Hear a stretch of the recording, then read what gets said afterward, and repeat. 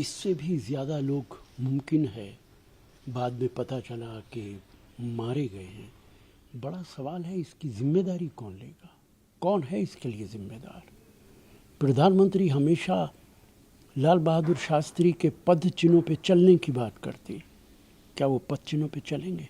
पिछले 10 साल में जो गवर्नमेंट का आंकड़ा है, मैं अपनी बात नहीं कर रहा हूँ, 10 साल में रेलवे एक्सीडेंट से 2,60,000 भारतीय मारे गए हैं। 2,60,000 10 सालों के अंदर। 27 साल के अंदर कश्मीर के अंदर जो आतंक फैला है उसमें 41,000 लोग मारे गए हैं। आतंक से 41,000 मारे गए हैं और सरकार की नाकामी से 2,60,000 मारे गए हैं। कौन है इसके लिए जिम्मेदार?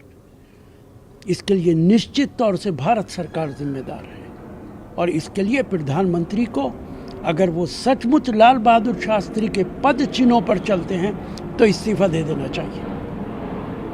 तरफ से बयान आ रहा है सर, वो ये कह रहे हैं कि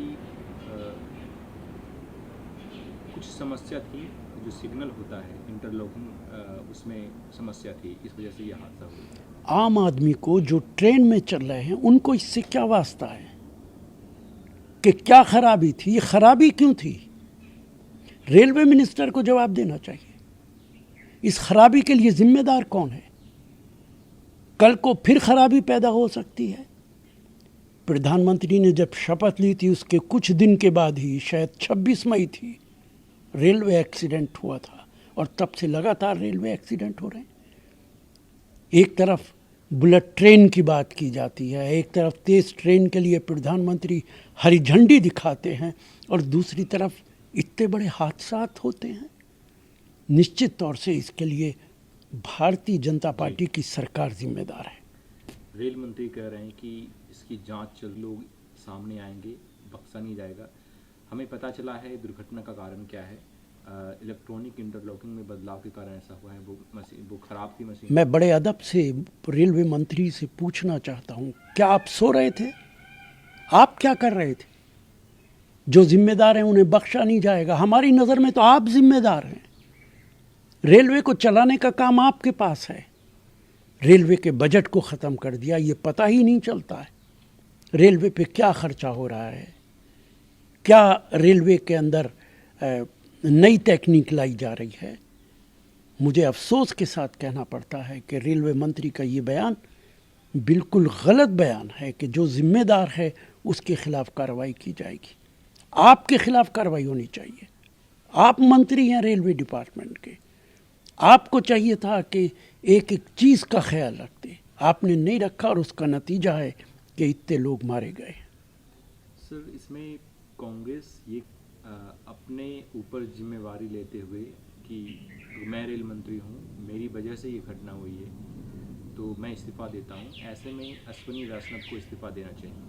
मैं तो खुद ये बात कह रहा हूँ, दुनिया के किसी मुल्क के अंदर अगर ऐसा वाक़या होता तो रेलवे मिनिस्टर 5 मिनट के अंदर अपना इस्तीफा दे देता।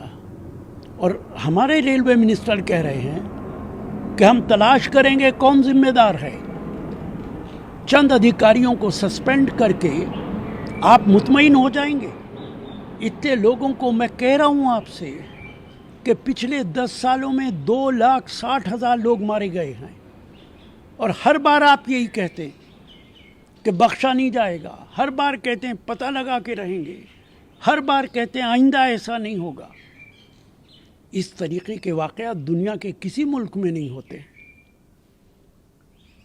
राहुल गांधी अमेरिका में हैं, वहाँ से जब मैं वापस आऊँगा तो देखना। इस पे श्री जयशंकर ये कह रहे हैं, विदेश मंत्री, मैं बाहर जाके राजनीति नहीं करता, मैं देश में राजनीति करता हूँ। राहुल गांधी बाहर जाके राजनीति करते हैं। देखिए, विदेश मंत्री तो एक ब्यूरोक्रेट हैं, उनका राजनीति से कोई वास्ता ही नहीं है। वो तो प्रधानमंत्री को खुश करने के लिए बयानात देते रहते हैं। राहुल गांधी इस देश के पॉलिटिशियन हैं, देश के नेता हैं, कांग्रेस के नेता हैं। वो जो कुछ भारत के अंदर बोलते हैं वही विदेश के अंदर बोलते हैं। ऐसा तो नहीं है कि विदेश के अंदर वो नई बात करते हैं। भारतीय जनता पार्टी प्रोपेगेंडा करती है कि देश के खिलाफ बोल रहे हैं। मैं प्रधानमंत्री के 10 वक्तव्य दिखा सकता हूँ जो देश के खिलाफ हैं और विदेश में बोले हैं। उन्होंने चाइना के अंदर कहा था कि मुझसे पहले भारतीय होते हुए शर्मिंदगी महसूस होती थी। उन्होंने कोरिया के अंदर कहा था कि मुझसे पहले भारतीय कहते हुए शर्म महसूस करते थे। क्या ये देश की बेइज्जती नहीं थी? कर्नाटक में कांग्रेस की बड़ी जीत के बाद अब राहुल की तेलंगाना में हम बीजेपी को हराएंगे, अन्य राज्यों में जहाँ जहाँ चुनाव है वहाँ पे हम बीजेपी को समाप्त करेंगे। देखिए, निश्चित तौर से भारतीय जनता पार्टी ने देश को बर्बाद करके रख दिया है। पूरे मुल्क के अंदर नफरत फैलाने का काम किया है। कर्नाटका में क्या मुद्दे थे? क्या पॉलिटिकल मुद्दे थे? भारतीय जनता पार्टी ने चूंकि भ्रष्टाचार किया था, कोई विकास नहीं किया था, तो वो धार्मिक मुद्दों पर राजनीति कर रही थी। क्या हिजाब मुद्दा हो सकता है? क्या यूनिफॉर्म सिविल कोड मुद्दा हो सकता है? क्या बजरंग दल और बजरंग बली मुद्दे हो सकते हैं राजनीति के अंदर? भारतीय जनता पार्टी बजाय इसके कि वहाँ के लोगों को बताती कि उन्होंने क्या किया है, इन मुद्दों पर लड़ाई लड़ रही थी। अब पूरे देश के अंदर वो यही काम करती है। लेकिन अब देश के लोग बीजेपी का असली चेहरा समझ चुके हैं। जी सर, पूर्व पवन खेरा, सॉरी इसको फिर से करना, एक बयान जारी किया गया है जिसमें पवन खेरा ये कह रहे हैं कि अगर वायुयान एयर इंडिया सरकार के साथ होती, जो दुर्घटनाग्रस्त लोग हैं उसको जल्द से जल्द राहत पहुंचाया जाता, उसको जल्द से जल्द उठा के बालासोर से उठा के कटक या फिर अन्य भुवनेश्वर या फिर अन्य जगहों में जहाँ पे अच्छी सुविधाएं मिलती उनको बचाया जा सकता था। देखिए, निश्चित तौर से जो लोग इंजर्ड हुए हैं उनको किसी भी तरीके से हवाई जहाज़ के ज़रिए, हेलीकॉप्टर के ज़रिए, किसी और माध्यम से हॉस्पिटल तक पहुंचाना चाहिए। ये जिम्मेदारी निश्चित तौर से सरकार की जिम्मेदारी है। सरकार के फेलियर होने की वजह से ये एक्सीडेंट हुआ है। इसलिए वहाँ पे जितने मुसाफिर हैं, ज़ख्मी हैं, उनको एड देना, मेडिकल एड देना सरकार की जिम्मेदारी है। नमस्कार, मैं हूं मानक गुप्ता।